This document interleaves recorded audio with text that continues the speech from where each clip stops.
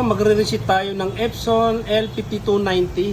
Ayan po yung error. Ayan, hindi natin makita. Ayan, error E11. Tapos ito, ink pad need service. Kaya pag chinek natin sa installer, sa driver niya, halimbawa yan, nasa driver kayo, ano to sa printers and device, search nyo lang o kaya printers and devices. Pagka nandito na kayo, printing preferences, ito. Tapos maintenance. Pag wala kayong maintenance, ibig sabihin hindi po naka-install yung driver. Install nyo po. Download po kayo sa Google. Free lang po yung model ng printer nyo. Tapos status. Ayan. Ayan. Service required. Ayan po. Napuno na po yung maximum page. Marami na po kayong na-print, na-scan, or na-xerox, photocopy.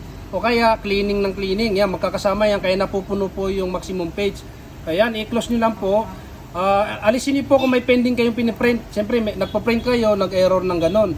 Kaya isa pa, pag magpo-print po mag-reset po kayo nito, turn off niyo po yung Windows Defender, yung apat doon, turn off niyo.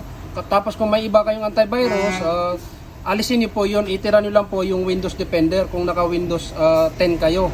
Tapos yan, kunin na natin yung resetter, iyon na natin, ayan. Tapos kung magre-reset din po kayo dito, 5290, may wifi to. Baka kasi po nakakunik kayo, wifi connection. Kailangan po USB cable, kabit nyo muna kapag magre-reset. Kaya re-reset na natin.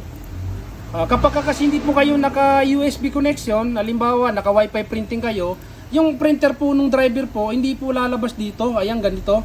Hindi po siya lalabas dyan. Kaya kailangan po, pag magre-reset kayo ng may wifi yung printer nyo, tapos naka wifi printing kayo, ikabit niyo muna yung USB cable. Ayan, tapos ito madidetect dito. Pagka kasi wala to, ibig sabihin dalawa lang 'yon, hindi nakakabit yung USB cable o kaya hindi naka-install yung driver. Kaya kailangan po install nyo. Kaya 'yon, i-click na natin.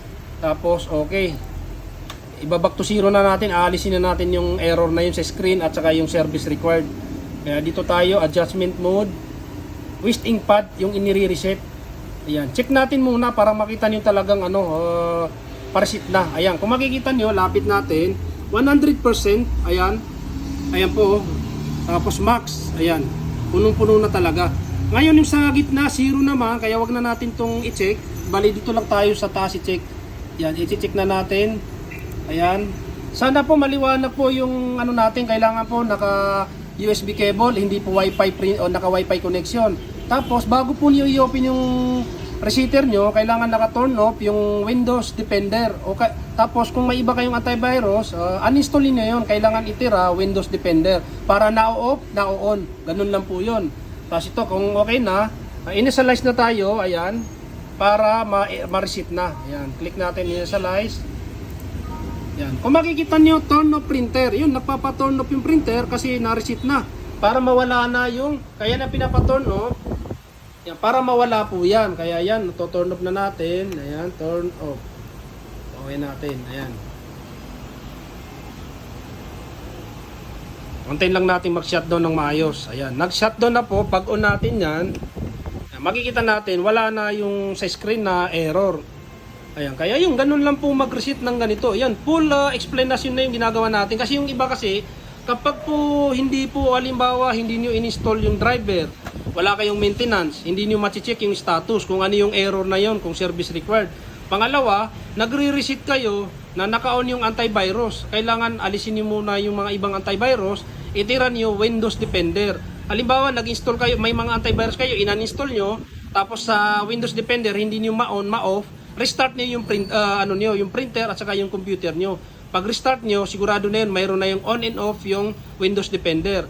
Tapos, pagka na-off nyo yung apat, open nyo naman yung resetter. Tapos yung ganun lang po. Ngayon kung halimbawa, wala itong USB cable na to, wala yan. Makikita nyo dun sa resetter, wala yung yung sabi ko sa inyo model. Kasi hindi po ito nakalagay, kailangan nakalagay. Ngayon kung halimbawa, wala pa rin, download kayo ng driver ng printer nyo, may wifi, halimbawa, may wifi yung printer nyo, marami yan halimbawa, 3250, may mga wifi yan. Install nyo yon, tapos may pagpipilian kayo doon, yung halimbawa LAN at saka wifi. Ngayon, ilan nyo lang.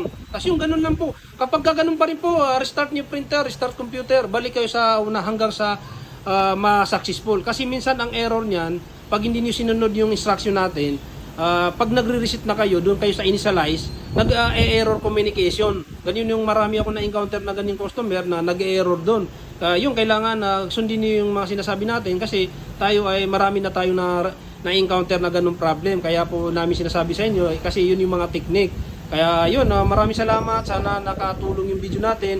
At huwag din pong kalimutan i-like, i-share. Tapos ang mahalaga po, mag-subscribe po kayo. Kasi yun, para marami po tayong i-share na mga about sa printer repair. Yun, thank you po.